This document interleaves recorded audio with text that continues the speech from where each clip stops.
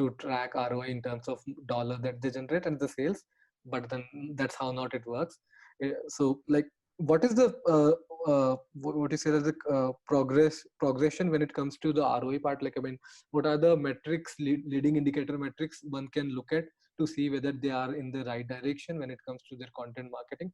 Because no one wants to be in a situation, let's say they have spent 6 months in content marketing, and then at the end of 6 months they are kind of getting to know that it didn't work, right? So what could be those leading indicators so that they can have a sense that yes, they are moving or heading in the right direction, and they can see outputs, say at the end of a 6 month, or say 9 month or 10 months? Yeah.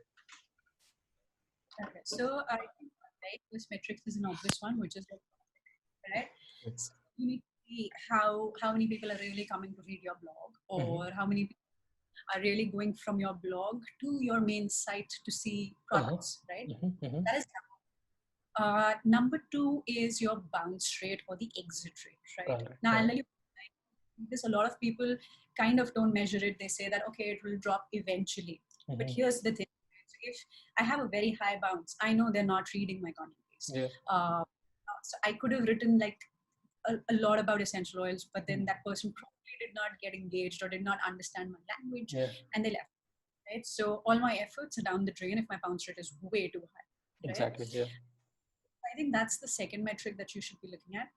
Third metric, which is also a good indicator, right, is how much of a follower growth have you had? And by follower, I would say combine your subscribers also into it.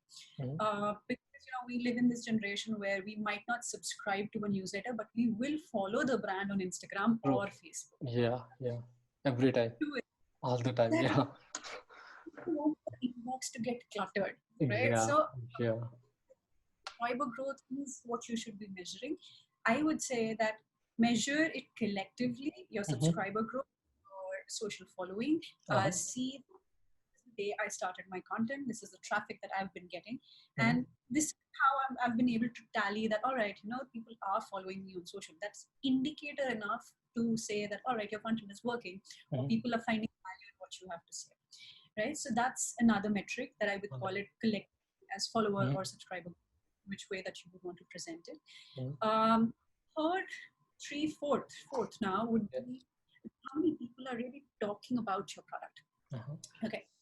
Here's the interesting thing. Now, when it comes to B2B also, right, we tend to say, hey, so-and-so app works really well. I mean, I think a lot of our are going to be using Dropbox, right?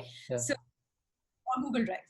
So a lot of us go around and say, oh, you're shifting a video, you're transferring a video. Why don't you put it up on Dropbox? Absolutely. What is you've technically educated the other person. All right, there's something called Dropbox that you can transfer content. Right. It's like an automatic referral / engagement with your brand. Right. So me, as someone who's selling, say, essential oils again, I might have written some piece of content which added value to you. Right? So you could understand what kind of products are available, how it's different. You don't get use of it. I mean, some people, for example, don't have migraines, right? So they don't need it. Your friend might need it one fine day. If your friend says, hey, it's like my head's aching too much, need a little bit of help. That's when you'll go like, you know what, I discovered this brand, let me look for it. And this was the content piece, read and then apply. Right, yeah.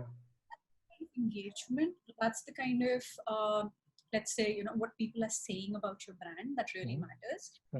So another metric that you should be looking into, because if people are saying good things about you, or people are starting to talk and engage with your posts, even on social media, asking simple questions like, hey, can you tell me more about this, or hey, can you share a little more about this aspect? If they come back with questions, they come back with queries, that's the engagement rate that you should be tracking.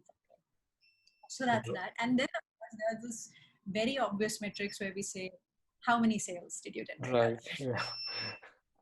Agree. Yeah. It's going tricky. That's the holy grail of it. Yeah.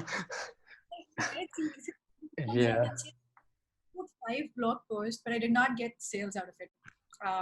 Here's the thing. That was a blog post. I have full text, a couple of images. There was a buy button in it.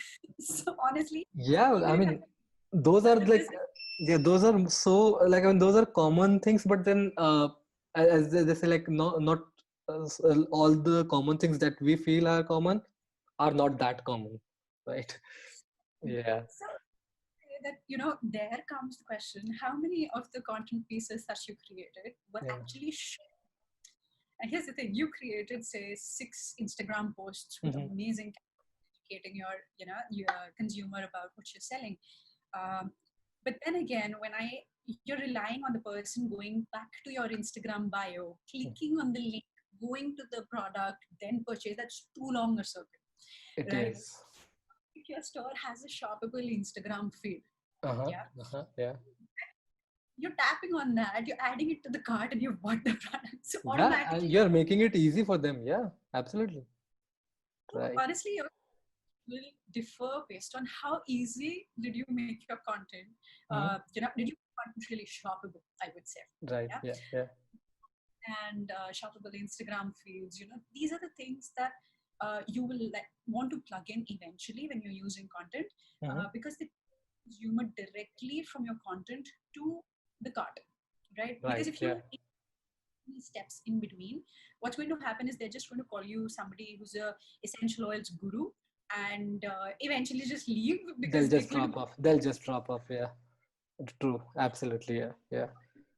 how well your site is optimized, how Mm-hmm. well your content is optimized, where you're putting it up, and how Mm-hmm. easy it is for the consumer to make a purchase from your content. So I think that's a metric that should come a little later in your marketing strategy, because essentially isn't what content marketing is associated with. Content marketing Right. is just Yeah. right. So it's being able to tell your story, being able to create that brand name. So you're looking at key metrics that I stated before, Mm-hmm. and then that mapping it with actual sales and conversions. True. Yeah. So just to sum up, like I mean, the four metrics, 4+1, the final metric. Yeah, so definitely the traffic part, which is the direct traffic, and then the bounce rate, and then the followers. So when I say followers, it is a mix of subscriber plus the social followers that you are getting on your content plus the social handles. Plus the final is more about the word of mouth, if I have to put it that way. Like I mean, how many people are actually talking about your content and say educating others about your content or about your products, right?